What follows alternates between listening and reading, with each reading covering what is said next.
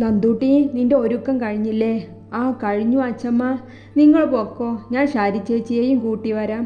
അവിടെ എവിടെയും ചുറ്റി തിരിയാതെ വേഗം വന്നോണം. പ്രഭാമ കണ്ണട ഒന്ന് ശരിയാക്കി വെച്ച് അനിതയെയും കൂട്ടി തെക്കേടത്തെ പറമ്പ് വഴി നടന്നു. ആദി, ആ വരുന്നവരെ കണ്ടോ? മീനു പറഞ്ഞ വശത്തേക്ക് ആദി നോക്കി. അതാണ് നിന്റെ സ്റ്റാഫിൻ്റെ അമ്മയും അച്ഛമ്മയും.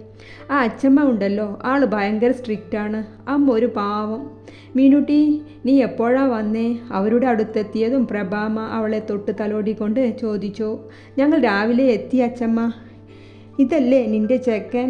അതുലിനെ നോക്കി പ്രഭാമ കണ്ണട ശരിയാക്കിക്കൊണ്ട് ചോദിച്ചു. അതെ അച്ഛമ്മ, ഞങ്ങൾ അങ്ങോട്ട് വരാൻ വേണ്ടി ഇറങ്ങിയതായിരുന്നു. ആയിരുന്നോ? ഞങ്ങൾ ഇറങ്ങിയല്ലോ. ഇവിടുത്തെ പരിപാടി കഴിഞ്ഞ് വരൂ, മൂന്നാളും കൂടെ. ആദ്യയും കൂടി നോക്കിക്കൊണ്ടാണ് അച്ഛമ്മ പറഞ്ഞത്. അല്ല, ഈ കുട്ടി? അവർ സംശയത്തോടെ അവനെ നോക്കി ചോദിച്ചു. ഇത് അതുലിൻ്റെ കസിനാണ് അച്ഛമ്മ, വല്യച്ഛൻ്റെ പേരക്കുട്ടിയാണ്. അനിതാമ്മ, ഗൗരി ഇല്ലേ അവിടെ? അവൾ ഒരുങ്ങി ശാരിക്ക് അവിടേക്ക് പോകുന്നത് കണ്ടു. അവളെയും കൂട്ടി വരാനാകും. അനിത ഒരു പുഞ്ചിരിയോടെ മറുപടി കൊടുത്തു. ആദിക്ക് അമ്മയെ നന്നേ ഇഷ്ടമായി. അത്രയും നിഷ്കളങ്കമായിരുന്നു അവരുടെ സംസാരത്തിൽ. ആ കാന്താരിക്ക് ഈ അച്ഛമ്മയുടെ സ്വഭാവമാകും കിട്ടിയത്. അവൻ എന്തോ അപ്പോൾ ഗൗരിയെക്കുറിച്ച് ചിന്തിച്ചുപോയി. ദേ കുട്ട, ഇങ്ങോട്ടാ, ഞാനത് കയറി പറിച്ചതല്ലേ. ഗൗരിയുടെ ഉറക്കെയുള്ള സംസാരം കേട്ടതും എല്ലാവരുടെയും ശ്രദ്ധ അങ്ങോട്ടായി. ബേബി പിങ്ക് കളറിലുള്ള അവളുടെ ധാവണിയിൽ ഗൗരിയെ എടുത്തു കാണിച്ചിരുന്നു. അയ്യോ മീനു! പ്രതീക്ഷിക്കാതെ മീനുവിനെ കണ്ടതും കയ്യിലുള്ള പേരക്ക കുട്ടന് കൊടുത്ത് ഗൗരി അവളുടെ അടുത്തേക്ക് ഓടിയെത്തി. അടുത്തെത്തിയപ്പോഴാ അച്ഛമ്മയെയും അമ്മയെയും അവൾ ശ്രദ്ധിച്ചത്. നിങ്ങൾ എപ്പോ ഇറങ്ങിയതാ? ഇപ്പോഴും തെക്കേടത്ത് എത്തിയില്ലേ? അവരെ കണ്ടതും ശാസിക്കും പോലെ ഗൗരിയുടെ സംസാര ശൈലി മാറി. ഓ, ഒരു വലിയ മുത്തിയമ്മ വന്നിരിക്കുന്നു. അച്ഛമ്മ അവളെ നോക്കി ചുണ്ടുകൊട്ടി പറഞ്ഞു. ശരി മക്കളെ, ഞങ്ങൾ അങ്ങോട്ട് ചെല്ലട്ടെ. അതുലിനെയും ആദിയെയും നോക്കി പറഞ്ഞ് ശാരിയെയും കുട്ടനെയും കൂട്ടി അവർ നടന്നു. എങ്ങനെയുണ്ട് മീനു വിവാഹ ജീവിതം? അമ്മായിയമ്മ ചിരവടക്കാൻ തുടങ്ങിയോ? ഗൗരി മീനുവിൻ്റെ കവിൾ പിടിച്ചു വലിച്ച് ചോദിച്ചു നോക്കിയത് തന്നെ നോക്കി നിൽക്കുന്ന ആദിയെയാണ്. അവൾ നഖമൊന്ന് കടിച്ചു ചിന്തയിലായി. ഇയാൾ ഇരട്ടയിലുള്ളതാണോ? അൽത്തൂലേട്ടാ, ഇയാൾ ഇരട്ടയാണോ? എന്തേ ഗൗരി? അത് അന്ന് റിസപ്ഷനിൽ കണ്ടു ഇയാളെ. പക്ഷേ ഞാൻ തെറ്റിച്ചരിച്ചുട്ടോ. എൻ്റെ ഒരു കലിപ്പൻ ബോസുണ്ട്, ഇയാളെ പോലെ തന്നെയാണ്. ഗൗരി, നീ പറഞ്ഞത് ജിതേന്ദ്രൻ വർമ്മ സാറുടെ മകനെയാണോ? അതെ. ഇയാളുടെ പേര് എന്താ? എൻ്റെ കലിപ്പൻ ബോസിൻ്റെ പേര് ആദിത്യൻ എന്നാണ്. ഗൗരി ആദിയെ നോക്കിക്കൊണ്ട് ചോദിച്ചു. എൻ്റെ പേരും ആദിത്യൻ. ഒരേ പേരും ഒരേ മുഖച്ചായോ? അവൾ വീണ്ടും ചിന്തയിലായി. അതെ, താനല്ലേ പറഞ്ഞത് നീയാണ് കുടുംബം നോക്കുന്നത്, തേങ്ങയാണ് മാങ്ങയാണ് എന്നൊക്കെ? എന്നിട്ട് നിന്നെക്കുറിച്ച് ഞാൻ അന്വേഷിച്ചപ്പോൾ അതൊന്നും അല്ലല്ലോ പറഞ്ഞു കേട്ടത്. ആദി കലിപ്പൻ മൂഡിലായി. മീനു അതുലിനെ ഒന്ന് നോക്കി. അതിന് നിങ്ങൾക്ക് എന്നെ അറിയോ? പിന്നെ നീയല്ലേ ഗൗരിനന്ദ, JV ആർക്കിടെക്ചർ കമ്പനിയിൽ വർക്ക് ചെയ്യുന്നത്? അതെ. നിങ്ങൾക്ക് എങ്ങനെ അറിയാം? ഓ അതെ, ഞാൻ തന്നെയാണ് നീ പറഞ്ഞ ആ കലിപ്പൻ ബോസ്. ഗൗരി കേട്ടത് വിശ്വസിക്കാൻ പറ്റാതെ അവനെ അടിമുടി നോക്കി. പിന്നെ പാവാടയും പൊക്കി ഒറ്റ ഓട്ടമായിരുന്നു. ഈ പെണ്ണ്, മീനു അറിയാതെ പറഞ്ഞുപോയി. ഊണ് കഴിക്കാനിരിക്കുകയാണ് എല്ലാവരും. മീനു അതുലിൻ്റെ വീട്ടുകാരുടെ കൂടെ ഇരുന്നു. തൊട്ടടുത്ത് അതുലും അവൻ്റെ അടുത്ത് ആദിയും ഇരുന്നത്. ആദിയെ കണ്ടതും ഗൗരി അവൻ്റെ അടുത്ത് ഒഴിഞ്ഞു കിടക്കുന്ന ചെയറിലേക്ക് ഇരിക്കാതെ 2 ചെയർ വിട്ടിരുന്നു. കൂടെ കുട്ടനും അച്ഛമ്മയും അമ്മയും ശാരിയും എല്ലാവരുമുണ്ട്. അങ്ങോട്ട് കസേര അടുപ്പിച്ചിരിക്കൂ ഗൗരി കുഞ്ഞ്. സാമ്പാർ വിളമ്പുന്ന കിട്ടുണ്ണിച്ചേട്ടൻ പറഞ്ഞതും അവൾ മടിച്ചുകൊണ്ട് ആദിയുടെ അടുത്തുള്ള ചെയറിലേക്ക് ഇരുന്നു. ആദി എല്ലാം അറിയുന്നുണ്ടെങ്കിലും ഞാനൊന്നും ശ്രദ്ധിക്കുന്നില്ലേ എന്ന മട്ടിൽ ചോറിലേക്ക് സാമ്പാർ ഒഴിക്കാനായി കുഴിയുണ്ടാക്കുന്ന തിരക്കിലാണ്. എവിടെയും വായടക്കാത്ത ഗൗരി ആദി സാർ അടുത്തുണ്ടല്ലോ എന്ന ചിന്തയിൽ ഒതുങ്ങിയിരിക്കാൻ ശ്രമിക്കുകയാണ്. കുട്ടൻ്റെ ശർക്കര ഉപ്പേരിയിലേക്കാണ് ഗൗരിയുടെ ശ്രദ്ധ. അത് കുട്ടനും അറിയാം. അവൻ വേഗമെടുത്ത് വായിലേക്കിട്ടു. ഗൗരി ചുണ്ടുകൂർപ്പിച്ച് അവനെ ഒന്ന് നോക്കി. ഹേ ദീപു, ഗൗരി നീട്ടി വിളിച്ചു. ആദി തലയുയർത്തി അവളെയും ദീപുവിനെയും നോക്കി. ഇല്ല ഗൗരി, ശർക്കര ഉപ്പേരി തീർന്നു.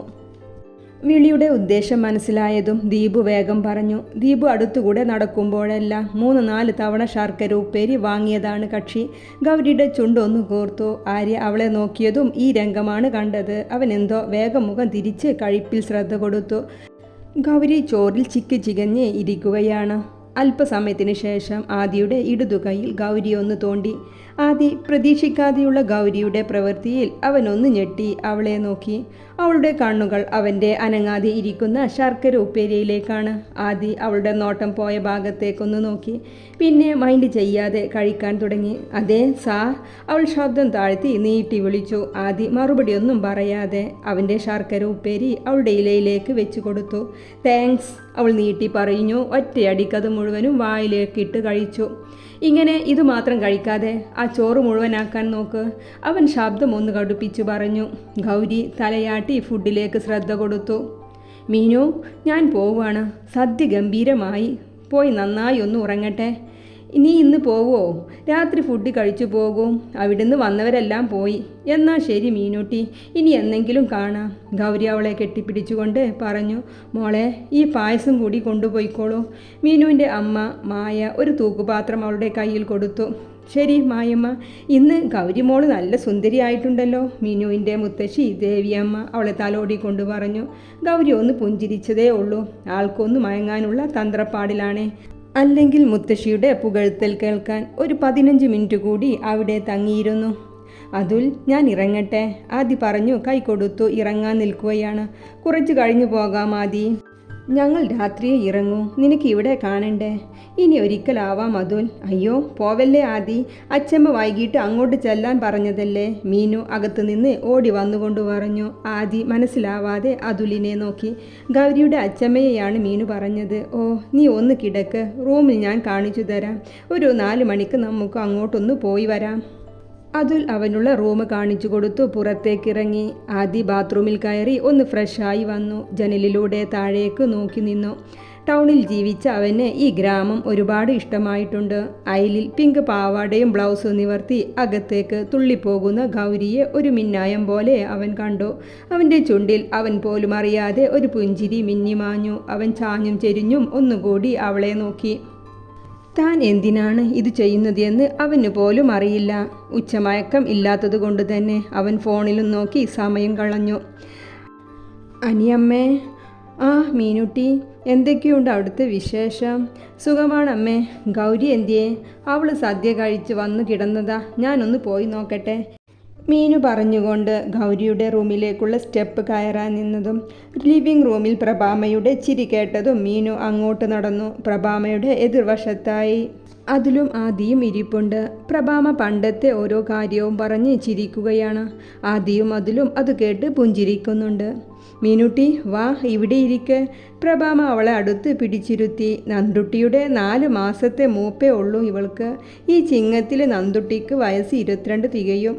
20-ാം വയസ്സിൽ പിടിച്ചു കെട്ടിക്കാൻ നോക്കിയതാ അനന്തൻ. ഞാൻ സമ്മതിച്ചില്ല. എൻ്റെ കുട്ടിയെ കണ്ടു മതിയായിട്ടില്ല. ഏതായാലും 22 കഴിയാറാകുമ്പോഴേക്കും നോക്കണം കല്യാണം. നമുക്ക് കാണാൻ കിട്ടില്ല എന്നും പറഞ്ഞ് പിടിച്ചു വെക്കാൻ പറ്റില്ലല്ലോ. അച്ഛമ്മ, ആ ദീപുവിനോട് മച്ചിങ്ങൽ കാവിലെ തോടിയിലെ മാങ്ങ എടുക്കരുത് എന്ന് പറയണം ട്ടോ. അവൻ ഇന്ന് സദ്യക്ക് ശർക്കര ഉപ്പേരി ചോദിച്ചിട്ട് തന്നില്ല. ഗൗരി ഉറക്കെ പറഞ്ഞുകൊണ്ട് ലിവിംഗ് റൂമിലേക്ക് വന്നതും തന്നെ നോക്കിയിരിക്കുന്ന ആദിയെയും അതുലിനെയുമാണ് കാണുന്നത്. ബ്ലാക്ക് ടീഷർട്ടും റെഡ് ഷോർട്ടും ഇട്ട് മുടിയെല്ലാം മുകളിലേക്ക് അമ്മ കെട്ടും കെട്ടി വരുന്ന ഗൗരി അവരെ കണ്ടതും ഒന്ന് പരുങ്ങി. പിന്നെ ഇടം കണ്ണിട്ട് അവരുടെ ഓപ്പോസിറ്റ് ഇരിക്കുന്ന അച്ചമ്മയെ ഒന്ന് നോക്കി തിരിഞ്ഞൊരു ഓട്ടമായിരുന്നു. മീനു എല്ലാവരെയും നോക്കി അവളുടെ പിന്നാലെ പോയി. ഈ പെണ്ണ്, പ്രഭാമ സ്വയം പറഞ്ഞ് മുന്നിലിരിക്കുന്നവരെ നോക്കി. അച്ചമ്മയ്ക്ക് ചമ്മലായിട്ടുണ്ട് എന്ന് മനസ്സിലായതും ആദിയും അതിലും സംസാരത്തിൽ മുഴുകിയതുപോലെയിരുന്നു. അത് കണ്ടതും അച്ചമ്മക്കൊന്ന് സമാധാനം തോന്നി. എടി മാക്രി, നിന്റെ കണവനെ കൊണ്ട് ഇങ്ങോട്ട് വരുന്ന വിവരം ഒന്ന് പറഞ്ഞൂടായിരുന്നു? അച്ചമ്മ ഇന്ന് എൻ്റെ തുട പിച്ചിയെടുക്കും. ഗൗരി അവളുടെ റൂമിലെ കട്ടിലിരുന്ന് നഖം കടിച്ചുകൊണ്ട് പറയുകയാണ്. സോറി ഡി, നിനക്കൊരു സർപ്രൈസ് തരാമെന്ന് കരുതിയതല്ലേ മുത്തേ. പക്ഷേ ഞെട്ടിയത് എൻ്റെ കണവനും ആ ആദ്യമാണെന്ന് മാത്രം. മീനു അവളുടെ താടിയിൽ പിടിച്ചു വലിച്ചുകൊണ്ട് പറഞ്ഞു. അയ്യോ, ഞാൻ ഇനി എങ്ങനെ അവരുടെ മുഖത്തേക്ക് നോക്കും ദൈവമേ. ഉള്ളതിൽ ഏറ്റവും ചെറിയ നിക്കറായിരുന്നു. കയ്യിൽ കിട്ടിയതെടുത്തിട്ട് കിടന്നതാ.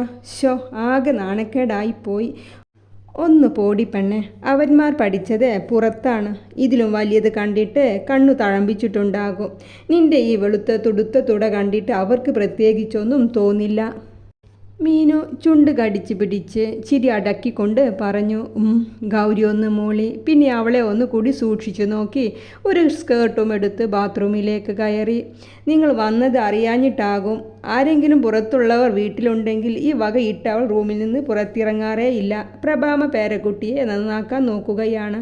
അച്ഛമ്മ, ഈ വീട് വെച്ചിട്ട് എത്രയായി? ആദി അച്ഛമ്മയുടെ അസ്വസ്ഥത മനസ്സിലാക്കിയതും അവൻ വേഗം വിഷയം മാറ്റി. ഇത് എടുത്തിട്ട് 1 വർഷം കഴിഞ്ഞതേയുള്ളൂ അല്ലേ ആനി?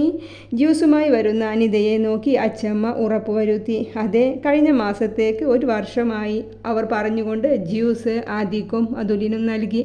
അച്ഛമ്മക്ക് ഒരു ഗ്ലാസ് നീട്ടി. വേണ്ട ആനി, ഇന്ന് 2 ഗ്ലാസ് അടപ്പായസം കഴിച്ചു. അനിത അച്ഛമ്മയെ ഒന്ന് സൂക്ഷിച്ചു നോക്കി. ഇല്ലടി, ആ ചെറിയ ക്ലാസ്സിൽ എന്ത് കൊള്ളാനാ? അവർ തിരുത്തി പറയുകയും ചെയ്തു.